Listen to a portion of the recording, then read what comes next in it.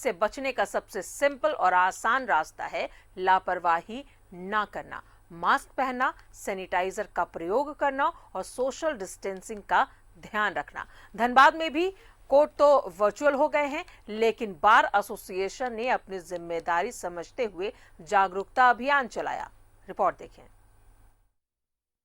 धनबाद व्यवहार न्यायालय में सोमवार से सभी न्यायिक प्रक्रिया ऑनलाइन मोड में ही पूरी होगी। इसके लिए अदालत भवन के प्रांगण में बॉक्स रखे गए हैं, जिसमें अधिवक्ताओं द्वारा अपने क्लाइंट के मुकदमे से संबंधित आवेदन ड्रॉप किए जाएंगे। फिर उसे वहां से निकालकर सैनिटाइज करने के बाद कोर्ट तक पहुंचाया जाएगा। वहां से ऑनलाइन सुनवाई की प्रक्रिया पूरी की जाएगी। वहीं दूसरी ओर परिसर में काफी संख्या में अधिवक्ताओं को अपने सिरिस्ता में सोशल डिस्टेंसिंग का उल्लंघन करते देखा गया। यहां तक कि वो अपने क्लाइंट के बीच घिरे रहे, वो भी बगैर मास्क। बीच में भी कुछ लोग ऐसे हैं जो जानबूझकर पॉकेट में रखे रहते हैं, लगाते नहीं है। हम सबसे आग्रह करेंगे, चाहे अधिवक्ता हो या न्यायाधीश हो, दंडाधिकारी हो, कोई भी, आज समय का तकाजा है कि हर व्यक्ति को मास्क लगाकर ही और सोशल डिस्टेंसिंग को मेंटेन करना चाहिए, चाहे वो किसी वर्ग से आते। अवेयरनेस के लिए मैं वर्कशॉप भी कर रहा हूँ, अपील भी पूर्व में कर चुका हूँ और घूमते हुए ये भी देखेंगे। अभी अगर कहीं पर ऐसे पाए जाते तो उनको जरूर कहेंगे कि ऐसा ना करें, लापरवाही ना बरतें, क्योंकि सजगता आपके लिए है, ये आपके स्वास्थ्य के लिए है, आपके परिवार के लिए है, ना कि सरकार के लिए, ना राज्य सरकार ना केंद्र सरकार, ये आपके लिए। कोरोना से बचाव को लेकर धनबाद बार एसोसिएशन ने विशेष अभियान आरंभ किया है, जिसके तहत अध्यक्ष, महासचिव और अन्य वरीय अधिकारियों की टीम वकीलों के सिरिस्ता पहुंची और उनसे कोरोना से बचने के लिए दिए गए गाइडलाइन का अनुपालन करने की सलाह दी।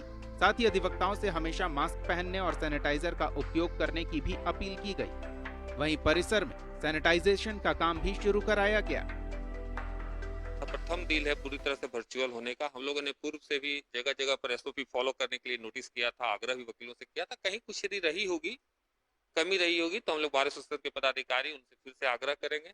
आपके माध्यम से भी अपील हम करेंगे कि कोरोना वायरस एक विश्वव्यापी समस्या है और सेकेंड वेव बहुत तेजी से बढ़ा है, धनबाद भी उससे संक्रमित हुआ है, तो इसमें काफी सजग रहने की आवश्यकता है। लापरवाही तो है, लापरवाही धनबाद बाद ही नहीं, पूरे हिंदुस्तान में लापरवाही की बहुत जी।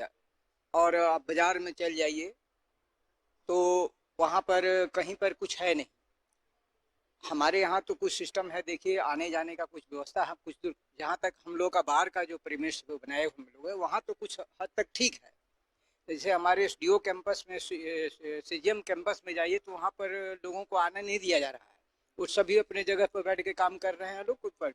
लेकिन कुछ बातें एसडीओ कोर्ट कैंपस और हमारे बार के सामने सामने वाले एसडीओ में देखने को आई है, तो हम लोग उसको देख रहे हैं। सिविल कोर्ट ने भी अपनी कहें तो कदम बढ़ा दिया है इसके प्रसार को रोकने के लिए, और आज से एक बार फिर से पूरी तरह वर्चुअल कोर्ट, ऑनलाइन कोर्ट ही का संचालन शुरू कर दिया गया है। हालांकि इसका निर्देश हाई कोर्ट से ही आया था और उसका अनुपालन किया जा रहा है, लेकिन बुद्धिजीवी माने जाते हैं अधिवक्ता, उनके द्वारा इसका उल्लंघन आज इस धनबाद बार परिसर में देखा गया। लोग अपनी सरिस्ता में क्लाइंट के साथ इस तरह बैठे हुए थे बगैर मास्क लगाए और सोशल डिस्टेंसिंग का उल्लंघन किए, जो ये इस खतरे को बढ़ाने में पूरा सहायक साबित हो सकता है। हालांकि धनबाद बार एसोसिएशन के पदाधिकारी लोगों को समझाते भी दिखे और जगह जगह सैनिटाइज भी किया जा रहा है इस पूरे बार परिसर को, ताकि इसका संक्रमण रुके। लेकिन हमें सचेत होना होगा, समझना होगा, चाहे वो कोई भी उम्र वर्ग का हो या किसी भी समाज से हो, किसी भी पेशे से हो, जब तक हम खुद नहीं समझेंगे तब तक इस कोरोना के दूसरे लहर को पराजित करने में सफल नहीं हो पाएंगे। इसलिए सतर्क रहें और इसको हराने में अपनी अहम भूमिका निभाएं। न्यूज़ 11 भारत के लिए धनबाद से सहयोगी बंटी के साथ अरुण बर्नवाल। तो कोरोना की मार